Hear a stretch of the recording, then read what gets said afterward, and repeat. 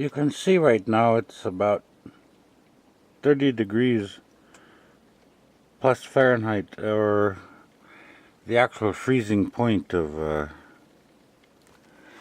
water. This little Crowley Fuels thermometer that I was able to pick up at Glen Allen a week ago or so doesn't have Celsius, but I'm an American, I don't need Celsius. So, and we don't want to jinx ourselves, but the readings do go down to minus 100, including the minus 134 or minus 147, or it goes down to minus 155 if you add up to 30 mile per hour winds. So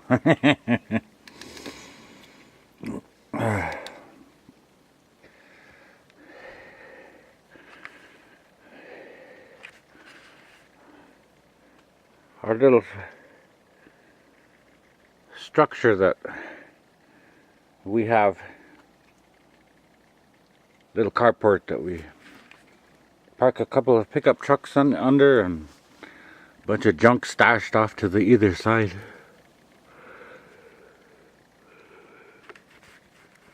Today is Tuesday morning or late Monday night, and just this weekend we had this beauty show up. She's been around for millions of years, but by definition now, just this last weekend, Saturday night, Sunday night, we called her a super moon. So, and she is beautiful.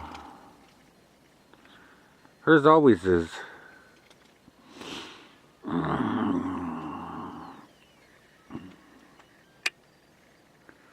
Yep. Trying to get in up close. I need my little tripods on the I need my little tripod sitting on the pickup truck, but I'm not out here to get a hold of this. You see that movement? That's movement of the clouds going past. Okay, well, I see her better now.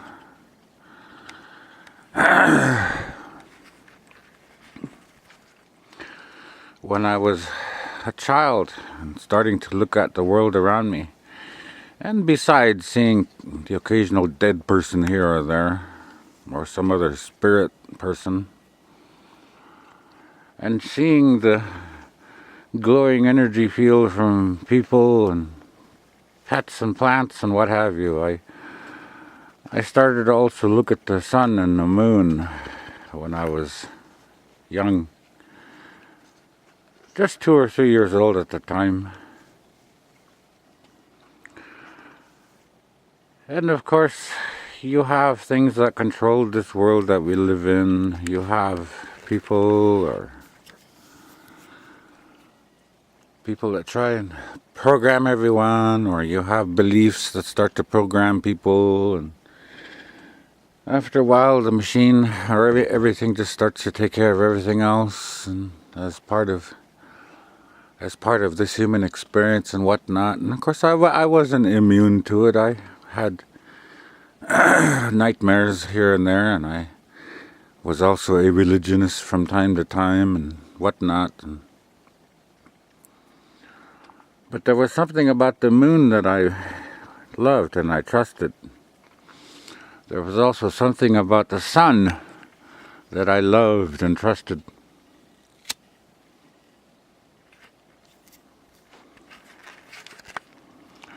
And there was something about the stars that I have always loved and trusted, and looked up to the stars and the moon at night for reassurance, as some visual marker that in this physical universe or this physical experience, yes, there is a place, an origin of species, or an origin of certain people, or at least some sacred place out there where the ancients still remember. But if you ask me, the home of our creators isn't necessarily in any particular home. They may create many universes, and yet they might not live there. That might not be their eternal home, as if we were to still stay in the physical world. But that's a whole nother discussion, and about other things that I don't really care to talk about. But I've always known that, to me at least, the moon was always something safe. So when I was a young child, of course, and starting to get into dreaming and having regular dreams, or starting to have a nightmare about a TV show that I saw, or because of some questionable people in my parents' or relatives' lives that somehow I didn't like, then the nightmares started to come about them or the other or certain things. But then one of the reoccurring dreams I've started to have for the rest of my life since then was dreaming about the moon. And in one of these horrible dreams, the moon would be above, like we see now in the sky.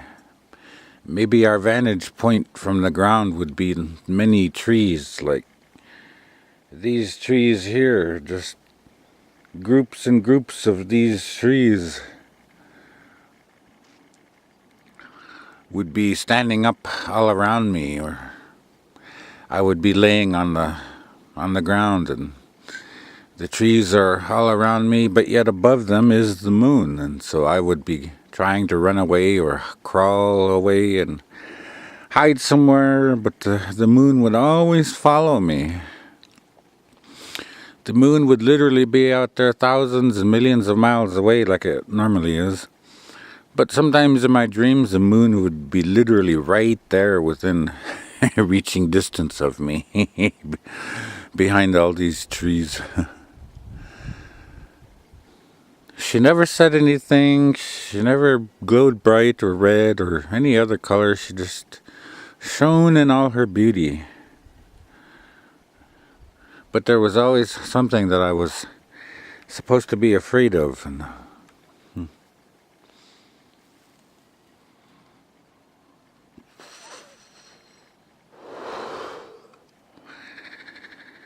but later I realized that after certain things of this world were happening to everyone, and as part of what you would call programming or conditioning or brainwashing, or some things started to tell me that the moon's not what it is.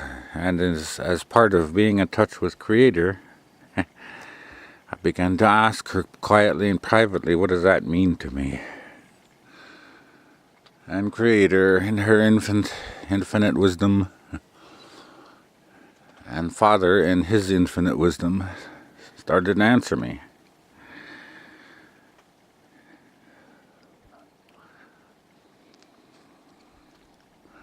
So other people might have these horror stories about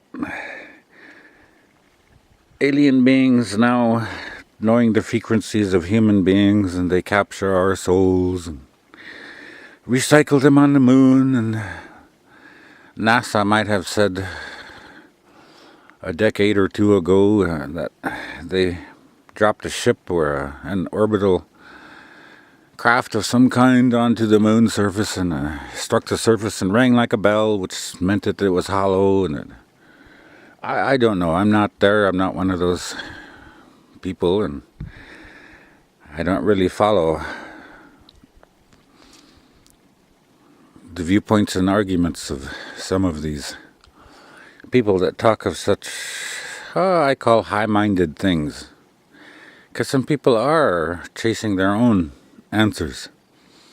And some people are looking at mysteries of this world and trying to find out for us. Just a few hours ago, I was watching a whole bunch of YouTube videos on flat Earth. Of course, I'm not a flat earther. When I look at the trees here from my porch or from my village house or any point along the road, when I see trees, I see trees. I don't see some weird looking thingy, or I don't see a whole forest of weird odd shaped things, and then a bunch of people are coming around telling me, those are trees. Those strange looking objects over there are trees too. No, those aren't trees. I know what a tree looks like. And a tree in any particular part of the state or the country or part of the world, it looks like it's like the other trees that are there. So I fucking know what a tree is. I know what a house looks like. I know what a structure of some kind that people live in or work in or otherwise go into and climb the stairs or move up and down in an elevator. I know what those structures look like.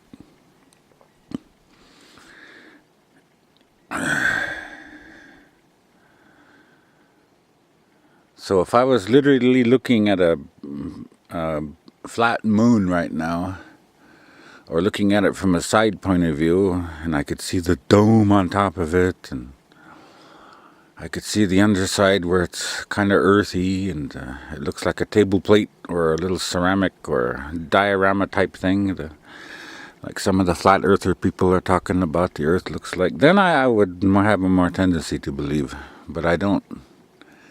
I fucking see the face of the moon.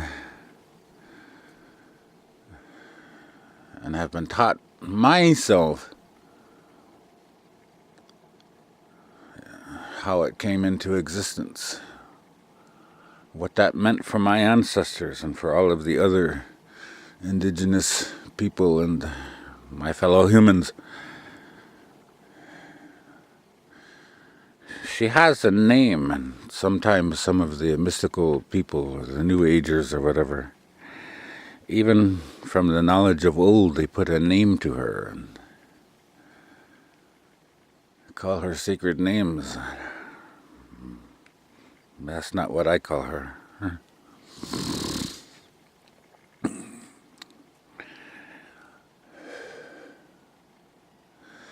But just look at the moon right now and see all the rumors and horror stories about the moon and how they want to tell you bad things about it and how that it doesn't exist. Things never happened, and just think of the negative things. Then ask yourself, why do people tell you such negative things? Why does anybody cast that great goddess up there of the night in a bad light? Why does anybody want to keep us from going back there? Or why does anybody want us to not worry about it? Even a sun. You see the sun in the sky, and it could be the same as the moon right now. That could be the sun we're looking at. And it could be daylight right now. Some of my childhood nightmares, preschool nightmares, would also have me running from the sun. The sun would be high in the sky, and I would be on the ground somewhere, trying to crawl away, paralyzed by the light, paralyzed by fear. The sun or the moon, and any which nightmare, would be shining with its light, and sometimes the whole world would be paralyzed with fear and on the ground and crawling away and hiding their faces. But most often it was just me in these nightmares. If I was living in any particular place of the country or with any particular family on that one night that I had these such nightmares or dreams when I was a kid, I would be outside their house or that house or wherever I was at the time.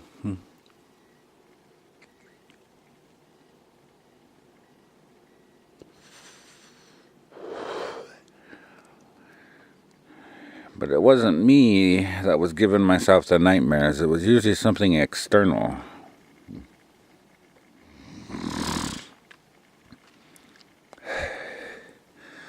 And now today we know that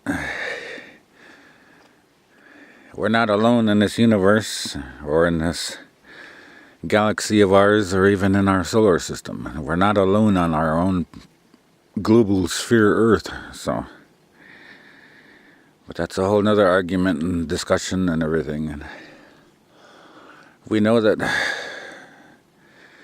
humans are in cahoots with other things that are running the world, because it wouldn't be a human that would be selling out fellow humans unless there was something really big to be gained from it. And someone has to in turn be inhuman to sell out their fellow mankind. But those are other stories and conspiracy things that you have heard about and know what I'm talking about. So you notice I don't talk about those things in depth on my pages. I only go on and on about being native and talk about the teepee and allude to those fantastical things that come from such a device that is a leftover or a holdout or one physical reminder from the old world regarding my own people, the natives.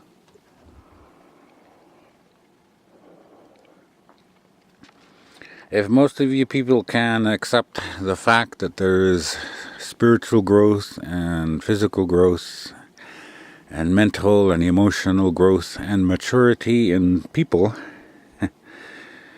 then we will somehow accept the fact that each person, regardless of race, creed, color, or gender, if they try and if they do things the right way for themselves first, then they do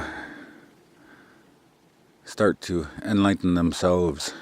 Then they do receive revelation from what you would call their God or their higher power or whatever the fuck name you want to put to it.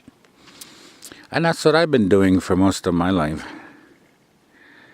You just have to read my little timelines to see some little lane that I go down.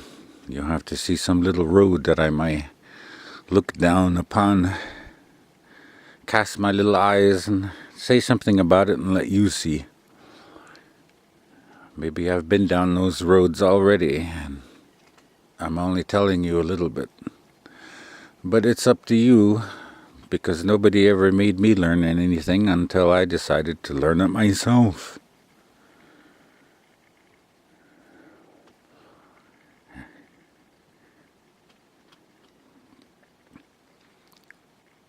So if you have some things about you that have also been of searching and growth, then other people are entitled to those things. And within reason, other people are entitled to share and talk about or post something that they wish. Just as long as they're not going about enforcing it on others or their viewpoints, like some people have been known to do from time to time throughout our history regarding religion or other beliefs.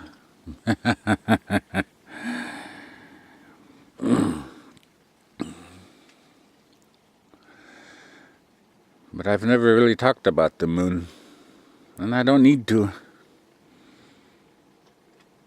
I too am a native, like most of my other native peoples, and most of them I don't even know, and I don't care to move back to South Dakota or North Dakota, or I don't care to move anywhere contiguous stateside. You see, when Sitting Bull, 300 years ago or so, 200 years ago, whatever, the days when he was alive, long before that, before the whites came. The Lakota people used to travel on the plains up into Canada. They would go up to the high Arctic, meet with those other natives up there that are up by Nunavut and all those other small little Arctic enclaves right now. We also moved to the west. We are aware of the Alberta natives, the natives of British Columbia. We are aware of them. We've met some of those ones on the west coast, the Queen Charlotte Islands, as we would call them now, or the Haida people. We've met them too. We've even gone up here into Alaska at that time. And then we migrated back south, southeast, and then just as you are familiar with your own little neighborhood and you know the streets and you know the little vacant lots and you know the little meadows and stuff on the outside of your town or your city that you may walk on, and you know the pathways and you know the open areas where the trees don't grow and so on and so forth. Those are natural pathways. Those are things that you, and hopefully beautiful things, you know, as far as nature walk and stuff. You already know your own neighborhood, and in that sense, the Lakota knew the United States back at that time, as it was not called, but the country was the same as it is pretty much now, so it's just populated now by more people, and there's a dominant white government, and there's a whole big population of mixed race people right now, and of course white people are now a population minority, but they still have a hold on a lot of things, and they're bitching and griping about that, but I'm not concerned about that one way or the other. Anyway, that's a whole nother discussion there too about white rights and so on. No, it's all these things should be universal rights and human rights without regard to race, creed, color, or gender, or belief, or attraction. It's a human issue. It's not any particular issue. But there's nothing wrong with taking pride in your culture in a good way, so. And if you want to fucking label it and put it on a t-shirt or a hoodie and wear it around, at least make it somewhat safe for you. Nordic rights or something. Or Viking blood or whatever the hell you want to call yourself if you're a white person. Swedes are the best or whatever, you know. Instead of putting white people. Because I don't put red power or whatever, I put Lakota pride or Lakota whatever. So that's my fanciful way of taking pride in my culture. So my people knew in their own walkabouts and wanderings all over the interior of the United States for the last tens, 20s, thousands of years. We knew from the East Coast to the West, and even long before that, when the land masses were all locked together and the country was shaped a bit differently with the mountain ranges that once were plains, and that with the plains that were once mountain ranges and so on, and the weather was different and there were different kinds of people all over the land. We knew of those things as well. Current modern day dominant culture history only writes things according to themselves and makes themselves look good. They overlook everyone else. You don't have any of the white culture talking about the natives. Except now that westward expansion was in the 17, 18, early 1900s. And you have debates over Thanksgiving dinner and all that. Now in some of the textbooks it has the natives and the white people were just celebrating harvest and they got together, and they don't tell about the thousands and tens of thousands of other natives along the East Coast.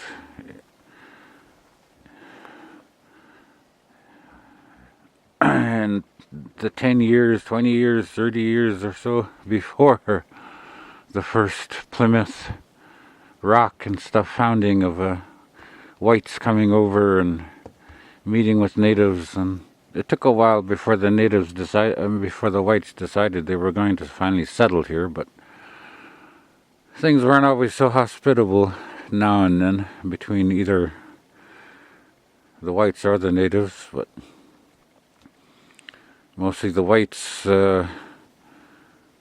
got a lot of the native villages together and then fed them poison juice or poison drink, and on the premise that, well, these people are dead and so we get to inherit their land. And history needs to say honest things like that regarding all contact between past indigenous and the past white culture. But so far that's not happening. Probably never will, but I don't really care either. I just mention it. I'm just saying. And I move on with my life. But my own kids will remember when they are older and start to ask me, tell me about the old days. Papa Sam, and I will. And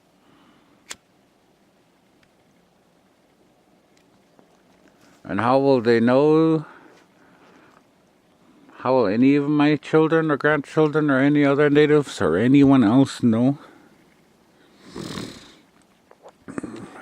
that I am not just pulling things out of my ass? Even though I would be doing my part of being a fatherly, grandfatherly type figure and telling stories and entertaining the kids and whatnot and passing something to the next generation. How would they know? Well, currently I'm 50 years old. Within the last 20 years of me being here in Alaska, I've had more advancement with self than I have in the previous 30 years of my life.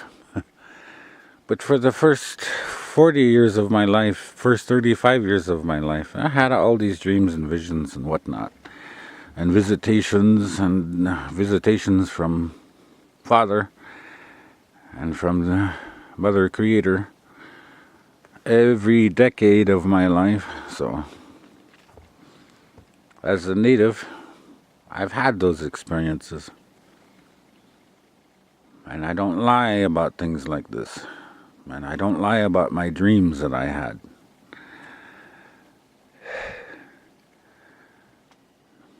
And really, that's all the tangible proof right now that anyone would have if they asked me something. And I tell you things currently on social media. Unbelievable things. But who cares if people doesn't believe it? Someone out there does. Or someone out there does entertain the fact that natives exist, and let's like them and let's entertain ourselves for a moment here while we like them. So, even if generations from now, those people might not ever like natives. But anyway, no. For the last 20 years here in Alaska, these things have started to come together. I put more and more pieces of my own puzzle together for myself first, then for any of my posterity and people that are with me that really want to know.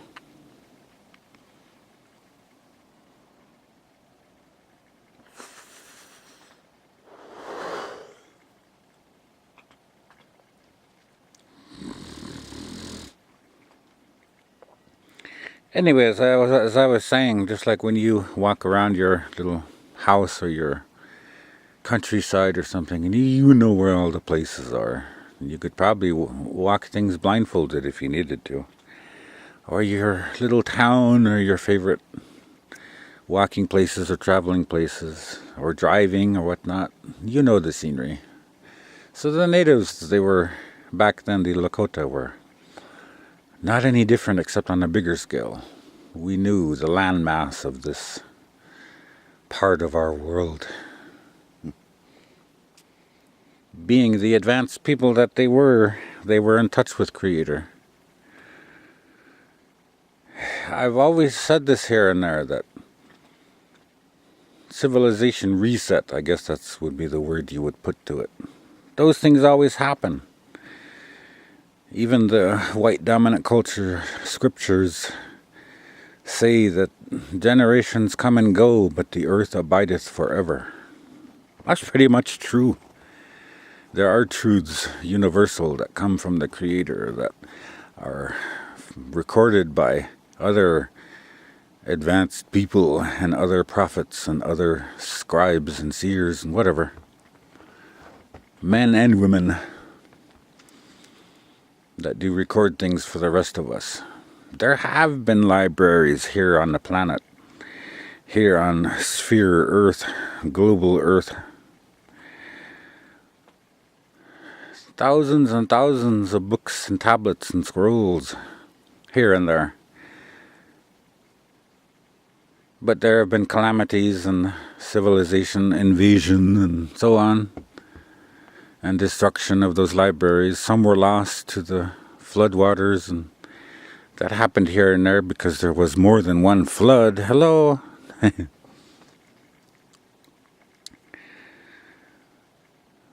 But there's always been people here and there, what you would call the worthy ones. Those that were humble, those that were prepared somehow. And Creator always knows who these people are, and whether they were aware of such things or not, outside of their world or in their own lives. The survivors were spared. Civilization marched on. And once again, after a few thousand years or a few million years, civilization was reset again. That's where all the horror stories come from about calamity and extinction level events and so on.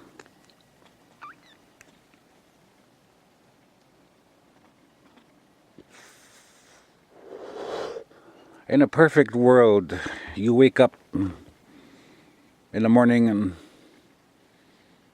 prepare food for yourself or for your family and put it on a table. And perfect world, people eat breakfast.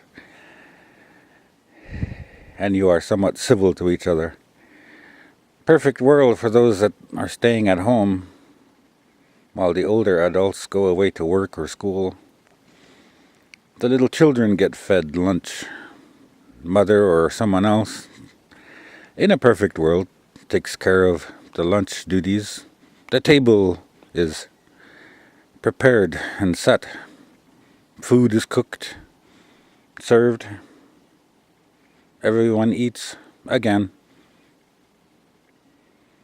Then a few hours later, supper time, dinner time, when the working adults are home or the older children are home from school. Perfect world. The family gets together again for another dinner. The table is set and prepared, and the food is also prepared and cooked and placed, and in perfect world, the family eats. Maybe other people are guests, or maybe a stranger. Maybe only one person eats. But the table, the surface, that one fixture, that permanent fixture in your house, besides your carpet, besides your couch, besides your own beds to sleep in, besides your tables, and besides the pictures on a wall and other things that make your home a home. is the kitchen table. Some of those tables are handmade, some are store-bought, but generally they are sturdy to hold food. Kitchen tables of my family have been temporary little gurneys when a relative fell and dislocated his elbow or his shoulder, so some other relatives threw their fellow drinking buddy or threw one of my uncles on a table, reset his elbow and then popped his shoulder back in and then hustled him off to the emergency clinic an hour away or so. I've seen things that the kitchen table is used for. It's not just to eat for some people. The children will sit at it and draw and do homework, and mother may put her sewing on there, and our mother might make food, might make pies and desserts on the table, but it's used for something. So, you know, the earth in some ways is no different. Civilizations come and go. Generations come and go, but the earth abideth forever. That's behind some of the meanings of these scriptures, of these philosophical things that we read or hear about, or even hear bits and pieces in certain movies and in certain books. These true meanings you have to find out for yourself, though. So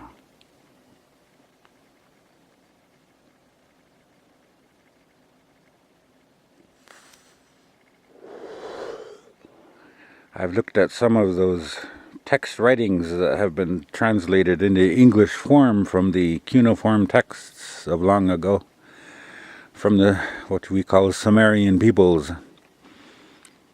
I can believe that Sitchin guy, whatever his name was, the professor, who translated a lot of that stuff. And there's still much more material that has not yet been translated, and I'm hearing that people are still working on those things. So, but some of those authors have looked at these various cuneiform writings and have translated them into books and made videos and lectures and traveled the world, and that's their legacy, and that's good. And in that way, Creator wants us to have knowledge of things of old. But right now, if you ever hear anything from me, it's going to be free of charge. It'll be some boring little video where I point my camera at something and talk. And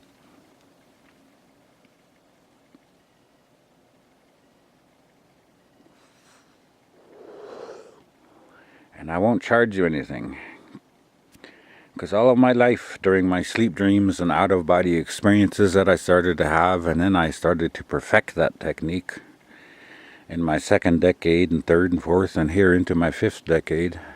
I can do that in my wakeful moments.